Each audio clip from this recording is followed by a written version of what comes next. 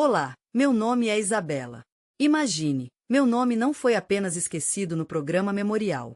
Fui apagada da história da minha própria mãe, como se eu nunca tivesse existido. E então, para piorar, falsificaram minha assinatura para tomar posse de tudo o que eu criei. Minha irmã mais velha, radiante de presunção, estava no púlpito. Ela, vejam só, se declarou a única e infalível herdeira da mamãe. E eu estava sentada no salão, amordaçada pelo silêncio, ouvindo de sua boca, sob seu nome, as palavras do meu elogio fúnebre. Ironia do destino? Mais como uma traição cuidadosamente planejada. Mas eles não contavam com uma coisa, eu sempre observei. E o que eu descobri, não é apenas uma explosão estrondosa, é uma onda destrutiva capaz de varrer tudo em seu caminho. Você já sentiu isso? Quando sua família se alegra, louvando a pessoa que roubou sua vida? Antes de continuar, deixe-me perguntar, qual foi a pior traição que você já sofreu das pessoas mais próximas? Compartilhe sua história nos comentários. Porque minha história não vai terminar como eles esperavam. Estacionei a 2 quarteirões do Salão Memorial Vista Cristal não por necessidade, mas por uma aguda necessidade de respirar fundo. O céu cinzento de Blumenau, Santa Catarina, oprimia com sua melancolia invernal. Nenhuma pitada de cerejeiras em flor, nenhum ponto brilhante. Apenas uma tensão viscosa e opressiva no ar. Inspirei profundamente, tentando acalmar o tremor, e olhei para meu reflexo no espelho retrovisor. Um olhar ansioso denunciava a tempestade que rugia por dentro. Hoje tudo vai mudar, sussurrei, como um encantamento. Ao me aproximar das portas de vidro, notei seus nomes, claramente escritos na placa de boas-vindas. Doutora Celeste Lin, celebração do legado, organizado por Carla Souza e família. Nenhuma menção a mim. A luz quente no interior contrastava fortemente com o olhar gélido dos arredores. Uma das mulheres me agraciou com um sorriso tenso, como se o dirigisse a um antigo colega cujo nome nunca conseguiu lembrar. Logo, um jovem se aproximou de mim com uma lista de convidados nas mãos. Precisa de ajuda para encontrar seu lugar? Perguntou ele. Sou da família, respondi. Ele percorreu a lista com os olhos, hesitando por um momento. Desculpe, você não está aqui. Então, apenas me mostre qualquer lugar vago. Ele apontou para uma passagem lateral, perto o suficiente para ver tudo acontecendo, mas longe o suficiente para permanecer despercebida. A placa prateada reservado foi silenciosamente removida, liberando um lugar ao meu lado. Alguém mais o ocupou. Eu não precisava de uma placa de identificação para entender minha posição. Aquele lugar falava mais alto que palavras. Eu não sou parte da família. Sou uma nota de rodapé esquecida na história. A cerimônia começou com uma música suave de piano e um slideshow projetado nas altas paredes do santuário. Nas paredes, um desfile de fotos impecáveis da minha mãe, premiações triunfais, corte de fitas, apertos de mão com reitores e magnatas da biotecnologia. Nenhuma foto de nós rindo, devorando macarrão de caixas diretamente em seu laboratório. Nenhuma vigília noturna, quando ela, com uma caneca de café, me ajudava a vasculhar o código do meu primeiro protótipo. Apenas uma história de sucesso polida e brilhante. E então Carla subiu ao palco. Vestida com um vestido cor de ébano, austero e preciso, como se forjado em aço. Sua voz soava confiante, sem sombra de dúvida. Minha mãe acreditava no progresso, na inovação, em um grande propósito. E hoje, como CEO da TechSoup, juro que sua visão viverá e prosperará. Nenhuma palavra sobre mim. Nenhuma menção. Apenas agradecimentos ao conselho de administração, investidores, cientistas que transformaram os sonhos da mamãe em realidade. TechSoup é o triunfo conjunto deles. O salão irrompeu em aplausos, como se ouvisse um discurso decorado. Eu estava parada, cerrando silenciosamente os punhos. O olhar de um cavalheiro idoso, um dos primeiros participantes dos testes clínicos de minha mãe, passou por mim. Nele brilhou reconhecimento, compreensão. Mas logo desviou o olhar. Após os acordes finais do hino, esgueirei-me silenciosamente para o corredor lateral. Apenas alguns convidados me concederam um breve aceno de cabeça, um gesto de cortesia, nada mais. Nenhuma conexão, nenhum calor. Encontrei um canto isolado e olhei para o telefone. 5 e-mails, mas um chamou a atenção, encaminhado para meu antigo endereço Lint, que ainda estava vinculado ao e-mail pessoal. O assunto do e-mail gritava: champanhe hoje à noite. Ela finalmente conseguiu. Sem dívidas. Mamãe se foi e tudo está resolvido. Uma folha em branco. Abrindo o champanhe. Era de Carla, a assistente executiva, a garota que eu mesma ensinei há 3 anos. Nenhuma sombra de tremor. Apenas encaminhou o e-mail para si mesma, marcando com um tópico-chave. Sem gritos, sem histeria. Eu simplesmente congelei diante de um enorme retrato de minha mãe, com 6 pés de altura. A legenda dizia: o sucesso é construído sobre sacrifícios. A lealdade é tudo. Nada a ver com a verdadeira mamãe. Apenas frases cuidadosamente selecionadas em uma tela alugada. Uma criança passou correndo, perseguindo um balão. A corda se rompeu. O balão subiu, sem nada que o prendesse. Livre. Por um momento, eu o invejei. E então ela sussurrou, apenas com os lábios: eles não apenas a enterraram hoje. Eles me enterraram também. A reunião sobre herança foi marcada para 5 dias depois. Campus Tech Sul em Blumenau. Cheguei muito antes do início, preferindo as escadas na plataforma de carregamento ao elevador de vidro frio. O silêncio caiu sobre mim como uma laje de concreto. Todos aqui já tinham se decidido, e minha posição claramente não estava em seus planos. A sala de conferências, como sempre, exalava impecabilidade, o nogueira polido das mesas, as jarras de água, o brilho corporativo. Em um canto, um vídeo girava monotonamente, mostrando os melhores momentos da vida de minha mãe. Fui colocada no assento mais distante, sem pasta, sem placa de identificação. Cássio Mendes, nosso consultor jurídico, pigarreou, quebrando o silêncio tenso. De acordo com o testamento revisado, datado de 6 meses antes do falecimento da doutora Celeste Lin, as seguintes distribuições são confirmadas. Carla recostou-se na cadeira, composta e serena. Ela sentiu quase imperceptivelmente, como se aceitasse o inevitável. Cássio continuou, sua voz soando seca e formal. Isabela receberá um retrato emoldurado da mãe, sua carta manuscrita e um pagamento único de $50.000. Nem um suspiro, nem um traço de indignação, apenas acenos contidos e educados. Alguns membros do conselho até aplaudiram. Carla se levantou e deu-lhes um sorriso condescendente, expressando uma silenciosa gratidão. Mamãe gostaria disso. Vamos honrar seu legado. Eu não me mexi, como se estivesse paralisada. Só quando a sala esvaziou pude me mover. Cássio, espere, minha voz soou rouca. Isabela, ele disse suavemente, aproximando-se. Precisamos conversar. Ele me levou para seu escritório particular e tirou uma pasta grossa de dentro da mesa. Eu quero que você veja isso, disse ele, estendendo-a pela mesa maciça. Eu reconheci este documento. Já tinha passado pelos meus olhos. Na parte inferior, como uma marca, estava minha assinatura. Mas algo estava terrivelmente errado. A data, 3 anos antes. Percorro febrilmente a parte superior. Transferência limitada de autoridade para redistribuição interna. TechSul Holdings Limitada. Eu me lembro disso, sussurrei, como em transe. Carla disse que era uma formalidade, um simples procedimento legal durante a aquisição temporária da Floratec. Cássio assentiu silenciosamente, suas mandíbulas cerradas tensamente. Era para ser. Mas o documento não era limitado no tempo. No último trimestre, foi alterado. Uma adição que o torna permanente. Alan. Lentamente levantei os olhos, sentindo um terror gelado crescer dentro de mim. Quem apresentou isso? Ele hesitou, como se estivesse repassando todas as brechas legais possíveis em sua mente. Tecnicamente, é realmente legal, mas moralmente.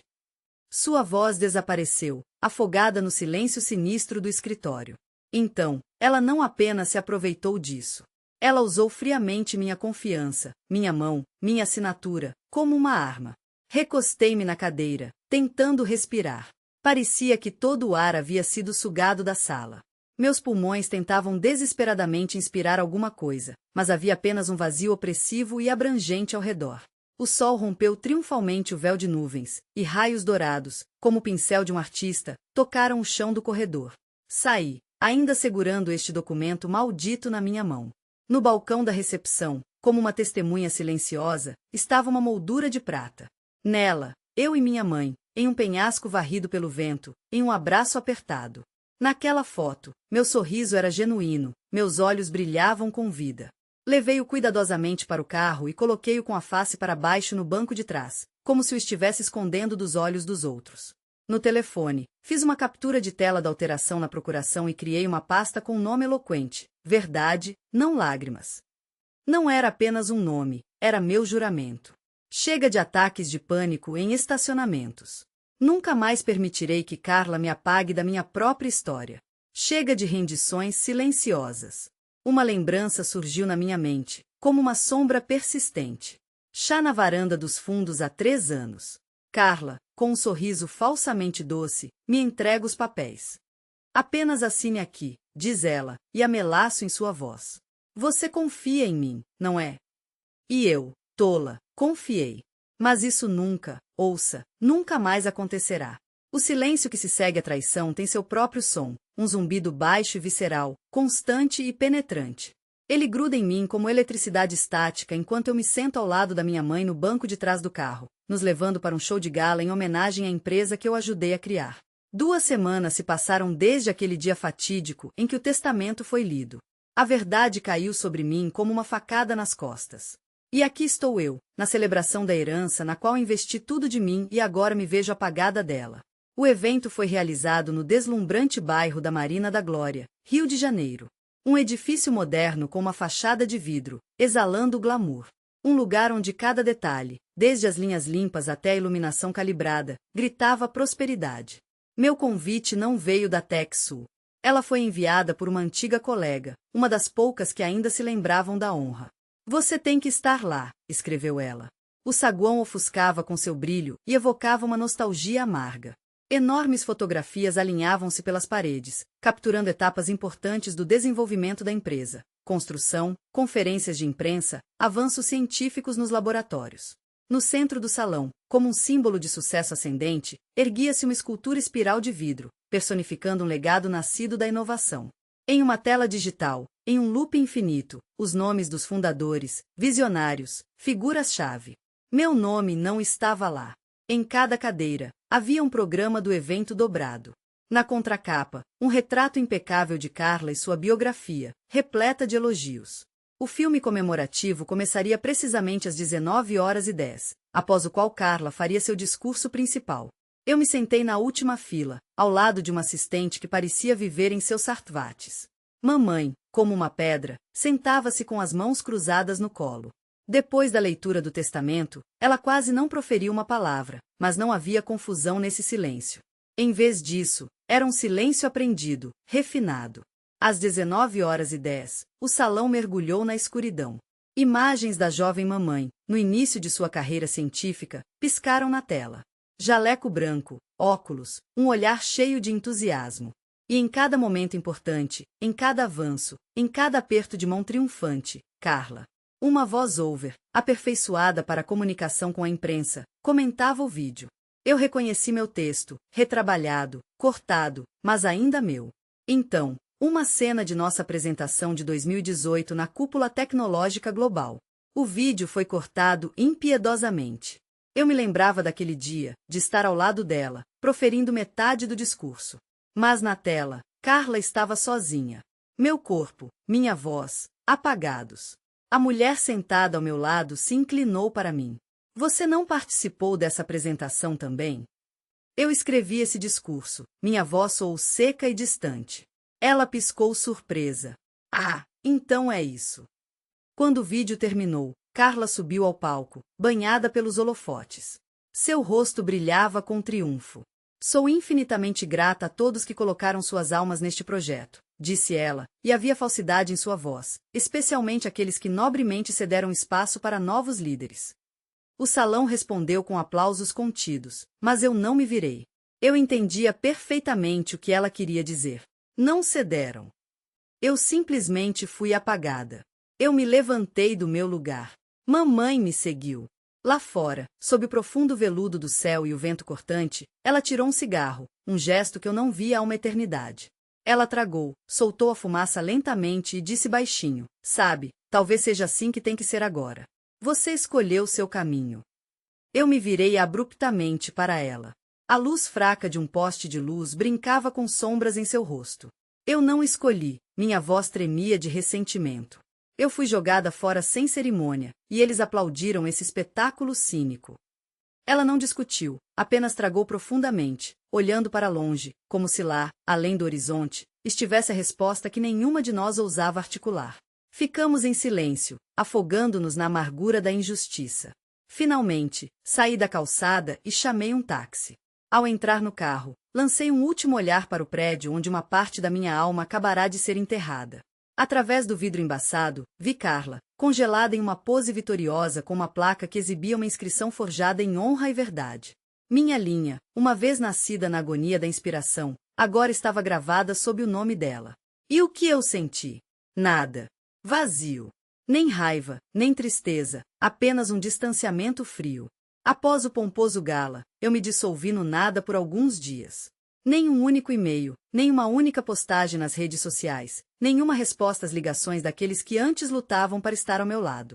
Agora eles fingiam que eu nunca tinha existido. Mas o silêncio, como sabemos, é enganoso. Na terça-feira, como um raio em um dia ensolarado, um mensageiro apareceu à minha porta e jogou descuidadamente um envelope grosso cor de creme amarrado com fio de ouro. Na frente, havia um relevo altivo. Você está convidado para uma mesa redonda da Lintic Legacy, dedicada à visão e celebração da unidade. A assinatura dizia, Beatriz Tavares, diretora de marketing. Nunca tinha visto essa senhora, mas já sentia em minhas entranhas a quem seus interesses serviam. A reunião estava marcada para quinta-feira às 11 horas no Santuário Sagrado, o campus original da TechSouth em Blumenau, naquele mesmo prédio onde passei inúmeras noites em claro, incubando e depurando nosso primeiro framework neural. Uma vez este lugar me pertenceu. Agora eu nem tinha certeza se me ofereceriam uma xícara de café. Cheguei antes do horário marcado. Beatriz me recebeu com um sorriso ofuscante, como se estivesse posando para uma revista de moda. Isabela, estou tão feliz que você pôde se juntar a nós. Ela cantou com uma voz doce que me fez estremecer. Ela gesticulou em direção a uma longa mesa de vidro, brilhando com pastas brilhantes e jarras de água com limão. Sua energia é o que vai dar vida a esta conversa. 6 rostos desconhecidos, todos mais jovens do que eu, já estavam à espera. E então Carla apareceu. Blazer branco, brincos de pérola, ela se vestiu de impecabilidade, como uma armadura. Seu sorriso era como se eu estivesse lhe fazendo um grande favor apenas por aparecer. Estamos construindo a estratégia do próximo trimestre em torno do legado familiar e do avanço tecnológico. Sem perder um segundo, Beatriz começou a folhear os slides. No primeiro, lia-se, Legado Lean, Irmãs Unidas por uma Visão Comum. O silêncio reinou enquanto os layouts cuidadosamente elaborados piscavam na tela. Carla e eu no terraço, escolhendo roupas. Uma imagem perfeita, fabricada do começo ao fim. Diante de mim, estava um comunicado de imprensa. Em Berlim, consultora fundadora. Nenhuma participação na empresa, nenhum direito de tomar decisões, apenas uma placa honorária com meu nome. Vocês querem que eu pose com uma história que não me pertence mais? Minha voz soou cortante como um chicote. Beatriz piscou surpresa. Acreditamos que seu legado merece ser visto. Carla se inclinou para a frente, seu olhar cheio de falsa preocupação. Isso vai te trazer de volta à luz. Isso vai prestar homenagem à ponte que você foi. Uma ponte que as pessoas atravessam sem olhar, eu disse, fechando a pasta com tanta força que o som ecoou pela sala. Um silêncio pesado se instalou. Beatriz, como se despertasse de um torpor, disse com uma voz melosa. A participação, é claro, é voluntária, mas acreditamos sinceramente que isso beneficiará a comunidade e ajudará você a se curar. Curar, é o que eles dizem quando querem que você calhe a boca e force um sorriso. Sem esperar pela foto do grupo, levantei-me abruptamente e saí. Não fui para casa. Meus pés me levaram ao escritório de Cássio. A penumbra da sala pesava sobre meus ombros. Ele lentamente levantou os olhos para mim, e fiquei impressionada com o quanto ele havia envelhecido. Cássio, eu disse, tentando manter minha voz firme. Diga-me, meu nome alguma vez apareceu na revisão do testamento? Ele suspirou cansado e, remexendo em uma gaveta trancada da mesa, me entregou uma pasta fina e discreta. Dentro, havia um rascunho do testamento, onde meu nome estava claramente indicado como uma herdeira igualitária. Mas este documento nunca foi apresentado. Calista apresentou outra versão, explicou ele, apenas 2 dias antes da hospitalização de sua mãe. Ela tinha uma procuração geral, autenticada por um tabelião particular. Só vi a versão registrada depois. Naquele momento, percebi, isso não era luto, mas uma estratégia fria. Eles não apenas me privaram da herança. Eles tentaram me apagar da face da terra, me riscar da história. Mas eu ainda tinha este rascunho. E eu me lembrava de cada pasta que aquela cobra havia esquecido de excluir. A determinação congelou em meus olhos. O jogo está apenas começando. Cada esboço, cada conceito, cada maldito framework, tudo ainda estava armazenado comigo. Eles esqueceram como eu treinei Carla, quando ela, tremendo de medo dos investidores, tinha acabado de sair da faculdade. Esqueceram que eu não faço escândalos em público. Eu quebro em silêncio. Pegando meu telefone, apertei o botão de gravação e sussurrei na escuridão. Uma vez, pensei que dignidade era ir embora. Mas, talvez, seja ficar de pé até que comecem a mentir para você na cara. Salvando o arquivo como não fantasma, recostei-me no travesseiro. O silêncio ressoava na cabana. Até o vento lá fora parecia prender a respiração, não querendo perturbar o drama que se desenrolava em minha alma. Eu quase não dormi, apenas caí em um abismo instável de memórias, antigas reuniões, discussões acaloradas, momentos de revelação que me escapavam então. Então, quando o telefone vibrou às 3h47 da manhã, eu já estava à beira de acordar. Sem assunto, sem remetente, apenas um anexo chamado mon_file_draft_v3.pdf. O primeiro pensamento foi, armadilha. Engano. Mas a curiosidade venceu, e eu abri o arquivo. Ele carregava lentamente, lançando um leve brilho azulado sobre o cobertor. Não era uma piada. Digitalizado às pressas, torto, com margens irregulares, estava repleto da caligrafia familiar de minha mãe, escrita com tinta azul. Na parte inferior da página, como uma sentença, estava circulada a frase: Ember conduzirá isso adiante da maneira certa. Meu coração parou por um momento. No documento, como se estivesse gravado em pedra, as ações da TechSoup estavam claramente divididas entre mim e Carla. A menção à fundação de caridade que eu a aconselhei a criar, com uma data exatamente 30 dias antes de sua hospitalização, cortou como uma facada. Ela mudou o testamento. Ela não me esqueceu. Mas alguém se certificou de que sua vontade nunca visse a luz do dia. As lágrimas não jorraram. Eu apenas me sentei, imóvel, enquanto a luz da tela do monitor pulsava em minha pele, como se tentasse dar vida a ela. Às 6 da manhã, como um zumbi, levantei-me da cama e corri para os velhos contêineres no corredor. Eles ainda exalavam um leve cheiro de papel mofado, café de hotel, um eco de noites em claro de apresentações e compilações beta. Em uma pasta etiquetada como uso interno da Founding Docs, descobri outro rascunho de testamento, mais antigo, mas com os mesmos pontos-chave. A assinatura dela, meu nome, a condição de espelho. Não era prova para um tribunal, mas um fio tênue, quase invisível, e eu estava disposta a agarrá-lo. Às 7h30, já estava sentada à mesa da cozinha, afogada em um suéter enorme, com meias desparelhadas, olhando para um bilhete rabiscado antes de dormir. As palavras queimavam na minha mente. Isto não é vingança. É justiça sendo feita. Com os dedos trêmulos, desquei um número que estava empoeirado nas profundezas da minha memória há anos. Marcelo Júnior, ex-diretor de logística da TechSoup, antes de Carla fazer sua revolução de RH. Calmo, genial, imperturbável, ele sabia a quantidade de processadores à nossa disposição sem um único relatório. Ele atendeu quase imediatamente, no segundo toque. Isabela. Sua voz ainda tinha aquela melodia suave do Arizona, como se cada palavra fosse ponderada e significativa. Preciso da sua ajuda, Marcelo. Disparei. Acho que minha mãe estava tentando consertar algo, mas foi enterrado sob os escombros. Houve um silêncio na linha. Envie o arquivo. Vou compará-lo com os arquivos internos. Obrigada, sussurrei, sentindo um nó na garganta. Eles sempre souberam o que estava acontecendo, disse ele baixinho. Mas eu era impotente para impedir. Ninguém podia, respondi, olhando para o céu cinzento pela janela. Mas talvez agora possamos. Enviei o PDF, sem adicionar uma palavra, como se tivesse medo de assustar a frágil esperança. Em resposta, apenas silêncio. Então, abri o aplicativo de notas e digitei rapidamente, próximo passo. O dia se arrastou agonizantemente, cheio do silêncio estridente da espera. Tentei responder ao remetente anônimo da mensagem, mas minha tentativa se afogou no nada. Quem é você? Minha pergunta ficou sem resposta. Percebendo que perseguir fantasmas era uma perda de tempo, decidi voltar ao que fazia de melhor, ao que me dava uma sensação de controle sobre a situação. Eu me aterrei da única maneira que conhecia. Memórias, como bolhas de ar, subiam das profundezas da minha memória. 6 meses antes da partida da minha mãe, estávamos sentadas em um café perto da Vila Germânica. Ela tomava seu café preto, generosamente adoçado com açúcar, e parecia ler o destino nos pombos que circulavam na calçada.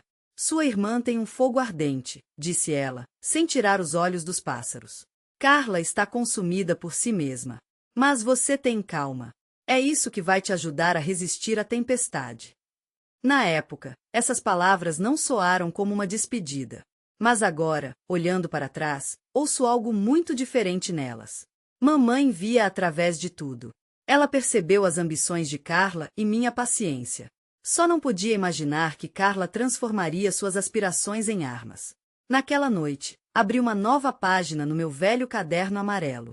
No topo, com uma letra torta, escrevi: o que ela viu, o que eles enterraram. E como primeiro item, anotei: a fé dela em mim era silenciosa, mas inabalável. Agora, não é vingança que me move. É justiça sendo feita. Se ninguém mais tiver coragem de remover o véu de mentiras, eu farei isso. Porque eles não enterraram apenas um testamento. Eles enterraram a mim, que ainda tinha uma voz. Mas agora tudo mudou. No ar abafado das antigas instalações da Gravadora Sul, sentia-se claramente o cheiro de concreto úmido e toner desbotado. Cada passo meu neste labirinto de passagens estreitas, repletas de prateleiras enferrujadas e caixas empoeiradas, que pareciam não ser tocadas há décadas, ecoava abafado. Marcelo, desde que me pegou esta manhã, permaneceu em silêncio, apenas murmurando que este lugar era um armazém abandonado, esquecido após o rebranding da empresa, e que apenas ele se lembrava do código da fechadura. Ele parou bruscamente em frente a um armário torto. É aqui, disse ele roucamente. Abrimos as portas juntos. A pasta que ele me entregou era grossa, pesada, como se estivesse cheia de uma verdade silenciosa, mas inegável.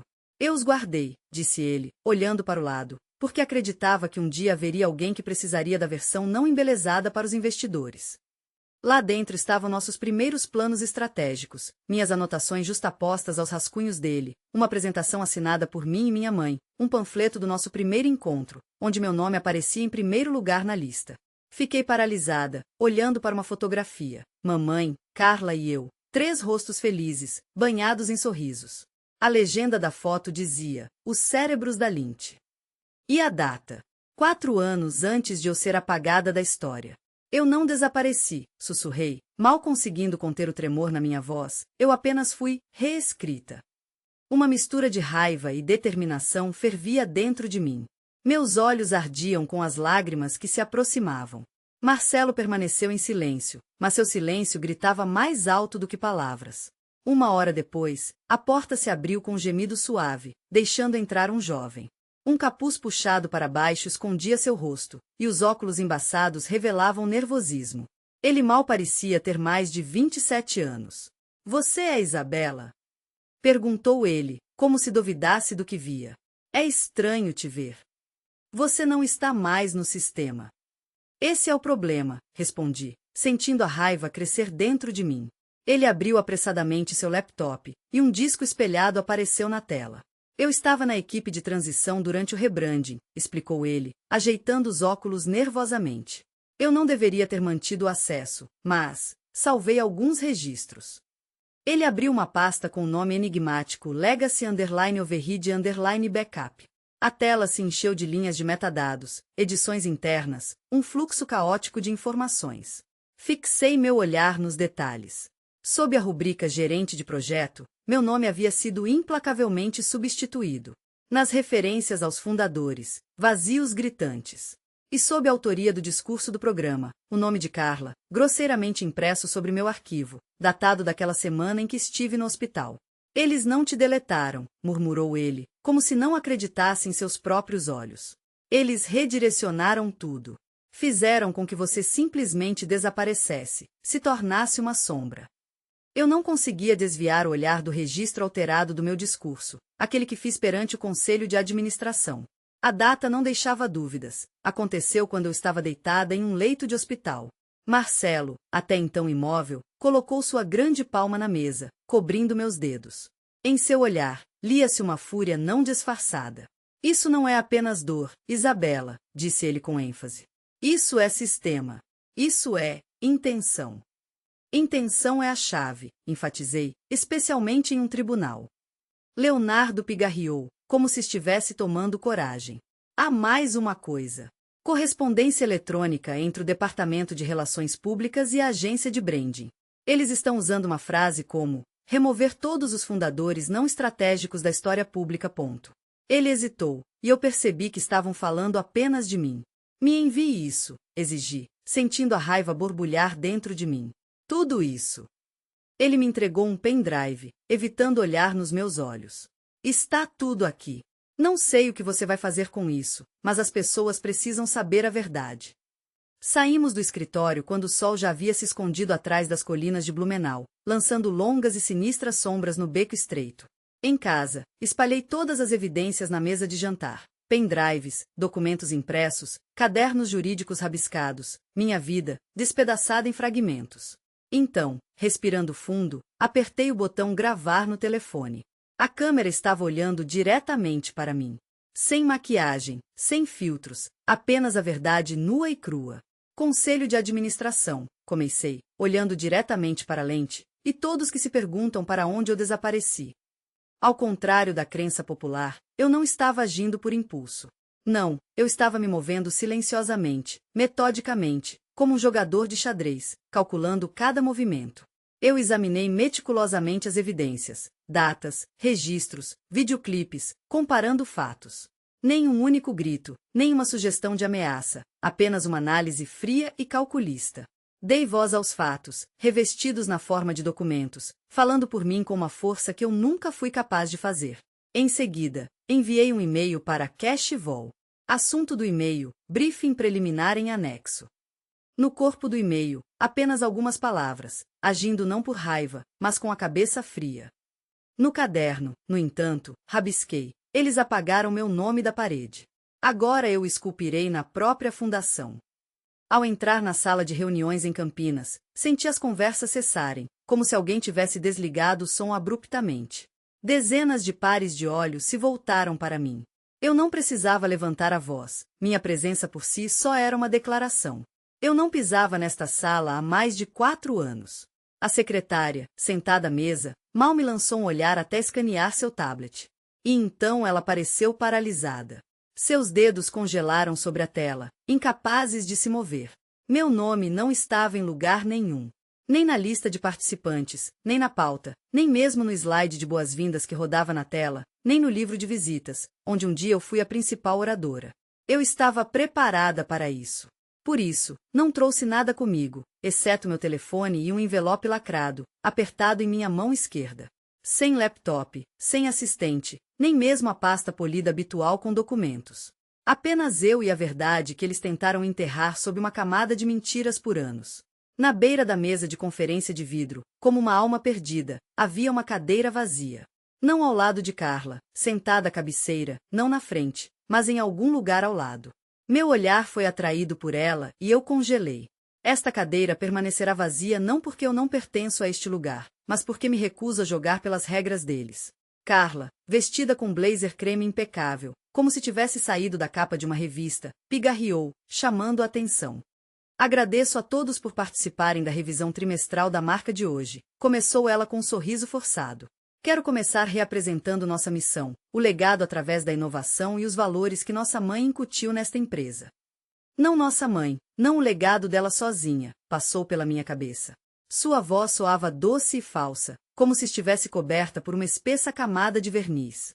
Slides, gráficos, projeções, frases lapidadas até a perfeição, tudo isso fluía como um rio de mentiras.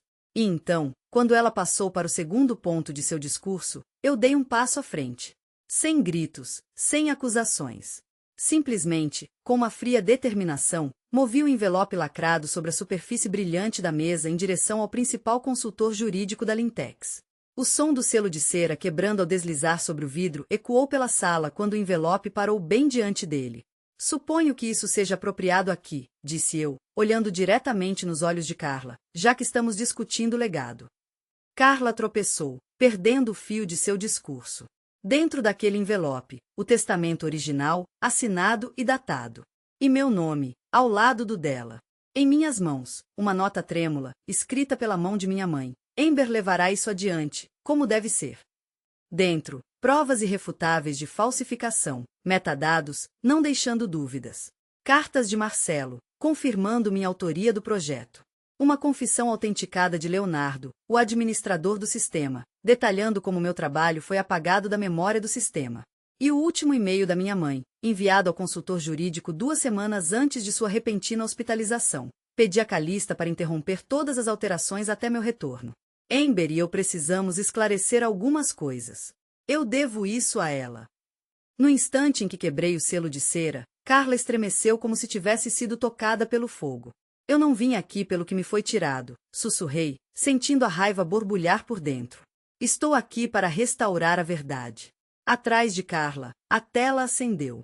Aquele mesmo especialista em que uma vez recebeu ordens para me apagar da história iniciou o arquivo que eu havia preparado.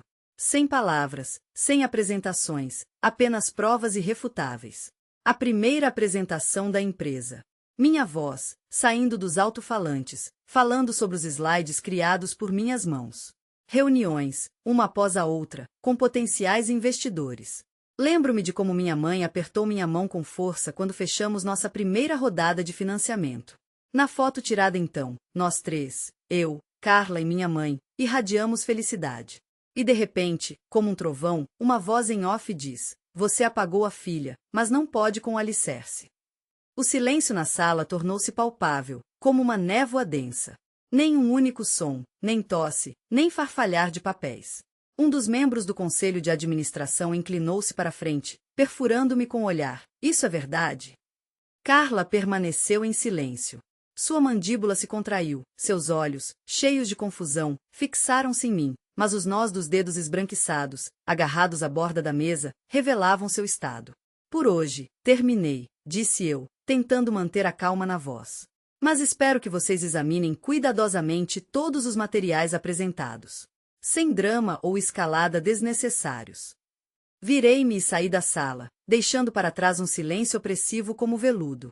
Lá fora, o vento chicoteou meu rosto, como se fizesse uma pergunta muda. Mas eu não estava com frio. A audiência foi realizada em uma das salas de arbitragem estéreis da Lintex. Paredes de vidro, isolamento acústico, projetado para esconder o calor da paixão. Cadeiras de couro dispostas em um círculo perfeitamente reto. Falsa neutralidade. Cheguei muito antes do início. Os membros do conselho de administração, como um bando de corvos em seus ternos azul marinho e cinza, farfalhavam papéis, criando uma atmosfera nervosa. Carla já estava sentada à mesa, sua cabeça ligeiramente inclinada, envolvida em uma conversa silenciosa, mas tensa, com seu advogado. Ela nem sequer me lançou um olhar. No entanto, isso era desnecessário. Sem surpresas. Tudo isso, uma coreografia cuidadosamente ensaiada. Silenciosamente, tomei meu lugar, cruzei as mãos no colo e me preparei para a apresentação, imaginando qual ato seria encenado a seguir. Carla desferiu o primeiro golpe. Sua voz, gelada e refinada como um fragmento de vidro, encheu a sala de arbitragem. Eu entendo que houve algum mal-entendido em relação a acordos anteriores e atribuições de funções. Em um espírito de unidade, disse ela com uma doçura enjoativa, eu trouxe uma renúncia de direitos assinada há 3 anos, na qual Amber renuncia voluntariamente a quaisquer reivindicações futuras sobre o capital da empresa ou controle executivo. Com um gesto cheio de falsa cortesia, ela empurrou o documento pela mesa, como se oferecesse um ramo de oliveira. Um murmúrio percorreu o salão. Um dos membros do conselho de administração inclinou-se avidamente para a frente, fixando os olhos no texto. Outro procurou freneticamente por seus óculos, e por um momento, fui tomada por um medo gelado. Será que Carla havia feito isso de novo? Será que ela havia conseguido distorcer a verdade a tal ponto que me baniria para sempre? O silêncio encheu a sala, dando-lhes tempo para perceber toda a importância do que havia sido dito, para aceitar minhas palavras como verdade. Quebrando esse silêncio, fiz uma pergunta da qual tudo dependia. Onde está o original? Uma expectativa tensa pairava no ar. Cássio Wolff pigarreou, quebrando o silêncio, e abriu vagarosamente sua velha pasta de couro. De lá, tirou uma pasta, cujas bordas estavam amareladas e rachadas pelo tempo, como se guardasse um segredo secular. Aqui está, disse ele, colocando cuidadosamente a pasta ao lado da cópia, o contrato original. Ele examinou os presentes com o olhar, detendo-o em Carla. Ele contém uma cláusula de anulação que Amber e sua mãe providenciaram incluir desde o início.